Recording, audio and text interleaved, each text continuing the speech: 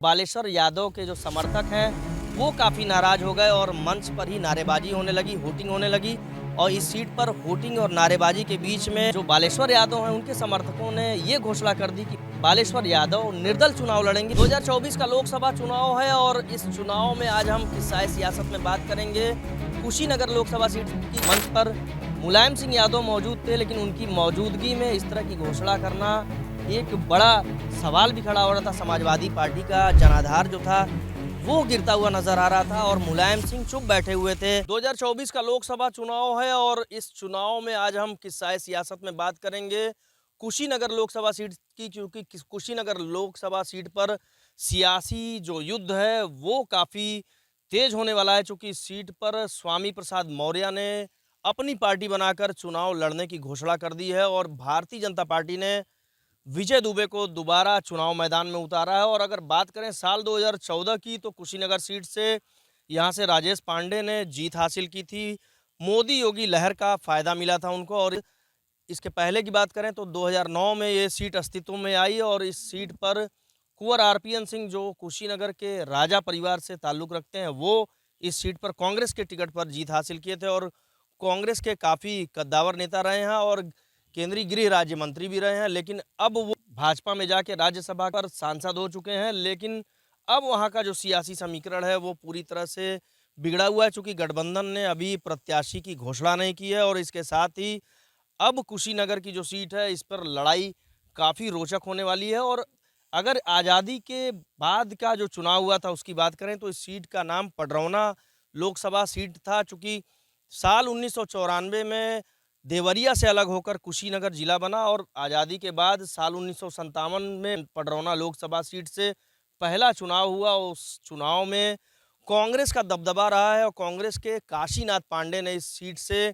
लगातार 3 बार हैट्रिक मारी और 57 से 67 तक जो 3 चुनाव हुए उन तीनों चुनाव में उन्होंने जीत हासिल की। इसके बाद 71 में भी कांग्रेस पार्टी ने इस सीट पर चुनाव जीता और इसके बाद जनता पार्टी को एक बार इस सीट पर चुनाव जीतने का मौका मिला, लेकिन इसके बाद फिर ये सीट कांग्रेस के खाते में चली आई। और इसके बाद के सालों की बात करें तो लगातार 4 बार भारतीय जनता पार्टी ने इस सीट से जीत हासिल की थी और कांग्रेस ने इस सीट पर 6 बार पडरौना सीट पर जीत हासिल की है। लेकिन अगर सबसे रोचक तथ्य की बात करें तो एक वाकया इसमें काफ़ी अच्छा जुड़ा हुआ है, चूँकि समाजवादी पार्टी में थे बालेश्वर यादव, 2004 का चुनाव होना था और जो सीट है वो पडरौना लोकसभा सीट थी और बालेश्वर यादव को यहाँ से पूरी उम्मीद थी, वो और अपना जनाधार मजबूत करने की कोशिश भी कर रहे थे। लेकिन जब मंच पर जब घोषणा हुई तो दूसरे प्रत्याशी की यहाँ से घोषणा कर दी गई और यहाँ से बालेश्वर यादव और उनके समर्थकों को जब लगा कि उनका टिकट कट गया है,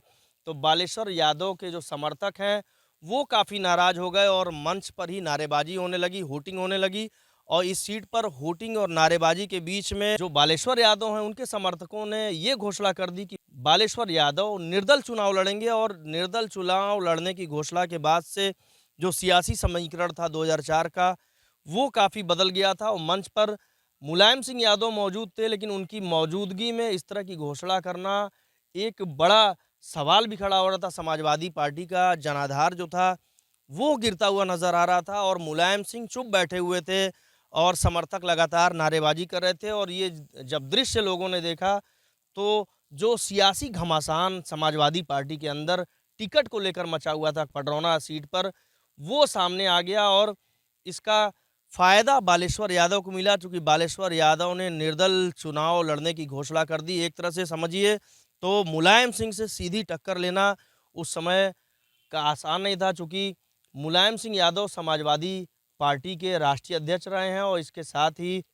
मुलायम सिंह यादव एक कद्दावर नेता के रूप में माने जाते रहे हैं। और ऐसे में बालेश्वर यादव का उनको चुनौती देना एक बड़ा जो है सवाल खड़ा कर रहा था। लेकिन बालेश्वर यादव ने जब निर्दल प्रत्याशी के रूप में चुनाव लड़ने की घोषणा की तो लोकतांत्रिक कांग्रेस ने उन्हें टिकट दे दिया और लोकतांत्रिक कांग्रेस के टिकट पर जब समाजवादी पार्टी और कांग्रेस के प्रत्याशी के खिलाफ बालेश्वर यादव चुनाव लड़े तो 2004 में उन्होंने जो समीकरण था उसको पूरी तरह से बदल दिया। चुनाव दमदारी के साथ लड़े और दमदारी के साथ चुनाव जीता भी उन्होंने। और ये एक जो है बड़ा उलटफेर और एक रोचक वाकया इस सीट पर हुआ। और इसके बाद की अगर बात करें तो इस सीट पर फिर दबदबा, चूंकि कुशीनगर लोकसभा सीट हो गई, उसके बाद आरपीएन सिंह 2009 में चुनाव जीतते हैं, 2014 में राजेश पांडे, और इसके बाद विजय दुबे ने 2019 में चुनाव जीतकर भाजपा को एक बार फिर से दूसरी बार जीत दिलाई थी। और इस बार जो चुनाव है 2024 का लोकसभा चुनाव है, और दूसरी बार विजय दुबे पर यहाँ पर भरोसा जताया है भारतीय जनता पार्टी ने। लेकिन चूंकि स्वामी प्रसाद मौर्य भी चुनाव मैदान में उतरे हुए हैं, और ऐसे में अब जब गठबंधन के पास कोई चेहरा नहीं है, चूंकि आरपीएन सिंह भी भाजपा में राज्यसभा सांसद हो चुके हैं जाकर, तो अब ऐसे में इस सीट का जो सियासी समीकरण है वो काफ़ी बिगड़ा हुआ है गठबंधन के लिए। खासकर ये सीट फंसी हुई दिखाई दे रही है। लेकिन ब्राह्मण बाहुल्य सीट होने के साथ ही यहाँ पर पीडीए फार्मूला जो है वो काफ़ी अच्छा काम करता है, चूँकि यहाँ पर ब्राह्मण भी हैं और इसके साथ ही जो पिछड़ी जाति के जो लोग हैं, यादव हुए और सैतवार मल्ल जाति के लोग काफ़ी अच्छी संख्या में है। ऐसे में माना जा रहा है कि इस सीट पर जो पीडीए फार्मूला है काफ़ी कुछ काम करेगा। लेकिन स्वामी प्रसाद मौर्य की राह इस सीट पर कितनी आसान होती है, ये देखना एक रोचक तथ्य होगा और एक बड़ा सवाल भी है। Neeraj Srivastava, ABP live.